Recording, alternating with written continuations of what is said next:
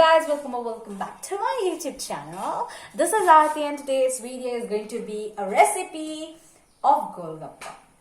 Because it has been a very long time, I decided to make something like related to cooking because I'm cooking each and every new items every day after my exams. But I decided to make golgappa, or also known as Pani puri today. So I'm going to show my style of recipe. So without any further ado, please like, share and subscribe, and don't forget to press the bell icon so that you get all the notifications whenever I'm posting the video. So without any further ado, let's get started. So first thing is I have kept the potatoes for boiling. So let that get boiled. I've kept it in the cooker. It's going on.